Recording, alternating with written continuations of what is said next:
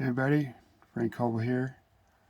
I want to talk to you about a really important concept. I hope you can stay with me through this and it will make sense. When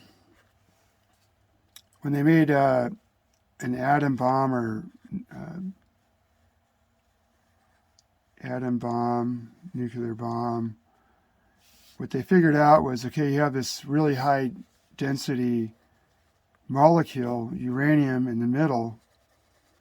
And then on the outside, they would put charges, electrical, like explosions that would push, say it's bigger, push it inward, and then just expand it out. So you have basically this, say, for example, you have a regular molecule, you have this, I don't know all this for details, but you have this electron on the outside and the proton and neutron in the center. When what happens is with this thing is it would give a chain reaction and send an electron. You're compressing it because it's a super complex molecule with a lot of electrons floating around it, the uranium, and these electrons would bounce off of here, just kind of ricochet it back outward, and just this massive spontaneous combustion of these electrons. Whoever figures this out, man, that's crazy. But it's Albert Einstein or something.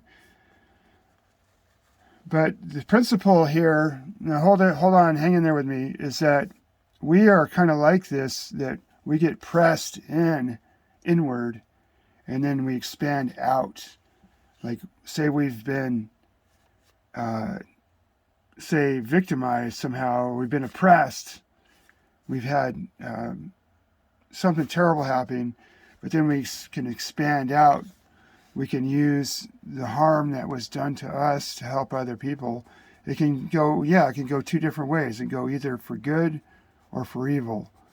Like people that have been squashed and crushed, they can expand out, they can overcome it and expand out. I remember one time when I was a kid, some kids got this bright idea where you put us in this little ditch they had in their yard and threw a piece of wood on top of us and kind of kept us under there. Like, oh, what the hell? Like, it was crazy, man. I was like freaking out.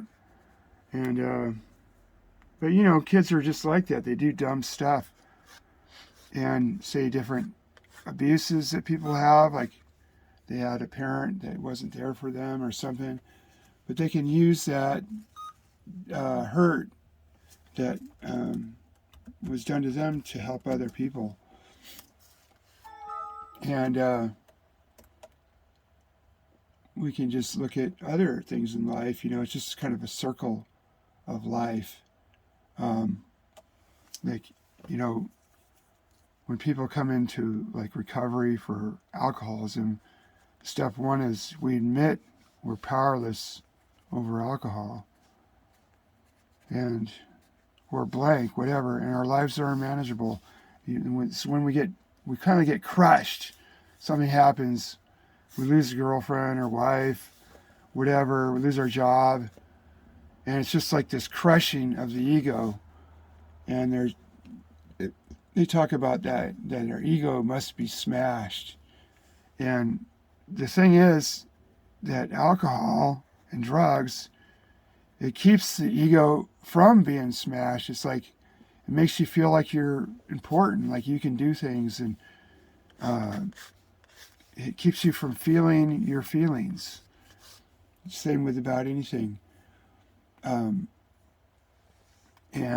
so we have to look for something outside of ourselves to help us to deal with this crushing. So to be encouraged, just say, if you're feeling crushed, you know, you're in a good place, you know, that you can find a way out. You're kind of between a rock and a hard place. And for myself, I look for other things outside of myself, like the Bible example, where the Bible says we love because God first loved us. We're crushed, and then we learn to love others. That let no love remain outstanding, no debt remain outstanding, except for to love one another. That we should expand outwards. And there's a lot of Bible verses around this. There's one in Hosea 6:1. It says, "Come, let us return to the Lord, for he has torn us, but he will heal us. He has wounded us, but he will bandage us." And I know it's probably going to not sit well with my spiritual friends to hear this, but my ego did not want to be crushed, that my spiritual life was surrounded with my ego. And then when I was crushed in, I was really like, you know what? This is not working.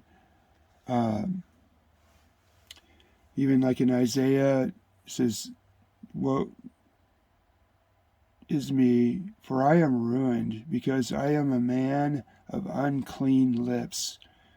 And it's just true, man. We all have garbage that comes out of us. And we need to be a new heart.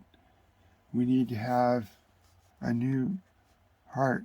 I don't know if you guys remember this. Of course you remember this. The Grinch That Stole Christmas. He had this little tiny heart in the movie. And then he took all the people's presents, and he was up in the hill waiting for people to be crying. He was listening, and instead they were all singing. And his heart grew and expanded. He realized it wasn't about him, and it was about something greater than him. And so his heart had expanded. And the same thing with us. Our hearts can expand. So we can, I'm going to change this into a heart. Kind of like I don't know if you've heard the term love bombing. You kind of just saturate someone with love, And it can really be powerful. When people really just take time out, spend some time with them, go on a date. If you're married, go take your gal out and love bomb her. Take her someplace special. And not just one place, but just do a bunch of things that are really special. And then, that heart will radiate out love. I'm liking the way this is turning out. And that light is expansive too. Light does not have anything in common with darkness. And I'll have to save this for another illustration. But anyway, I hope you guys got something out of that. But just, decompress and then expand out. That's all I got for you today. Thanks, guys. Like and subscribe, please. I need followers. We'll talk to you later.